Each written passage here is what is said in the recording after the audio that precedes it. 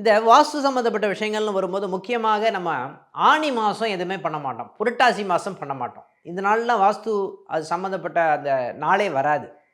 மார்கழி மாதம் பண்ண மாட்டோம்.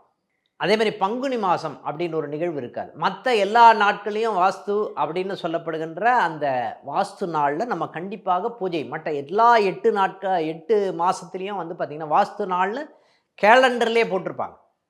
அந்த நாட்களில் வந்து கணக்கு எடுத்துக்கோங்க. அந்த நாட்களில் கிடைத்தது நான் சொன்ன மாதிரி கலசம் வச்சு இதை வந்து எதில் வைக்கணும் அப்படின்னு பார்த்தீங்கன்னா கீழே ஒரு இலை போடுங்க.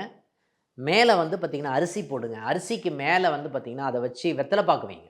நான் சொன்ன இந்த மூல மந்திரம் இருக்கேன், வாஸ்து புருஷாய வித்மஹே பூமி புத்திராய தீமஹி தன்னோ வாஸ்து பிரச்சோதயாத். இந்த மந்திரத்தை வந்து நம்ம அர்ச்சனை செய்து, இந்த வாஸ்து புருஷனுக்கு அர்ச்சனை செய்து, ஓகேங்களா, 108 முறை அஷ்டோத்திரம் சொல்லுங்கள். தெரியலையா, இந்த மூல மந்திரத்தையே 108 தடவை சொல்லலாம். சொல்லி அர்ச்சனை பண்ணிவிட்டு கீழே வந்து பார்த்திங்கன்னா சக்கரை பொங்கல் நைவேத்தியம் பண்ணி அதை வந்து விநியோகம் பண்ணுறது சிறப்புன்னு சொல்லலாம். இந்த மாதிரி வாஸ்து புருஷன் சம்பந்தப்பட்ட விஷயத்தை பூஜையாக செய்யலாமா? செய்யலாம். அதே மாதிரி நவக்கிரக சமித்துன்னு இருக்குது. இந்த நவக்கிரக சமித்தை வாங்கிட்டு வாங்க. நவக்கிரக சமித்தை வச்சு ஒரு ஹோமம் செய்வது சிறப்பு. இதை வந்து ரெகுலராக பண்ணுங்கள். இதை பண்ணிங்கனாவே போதும்.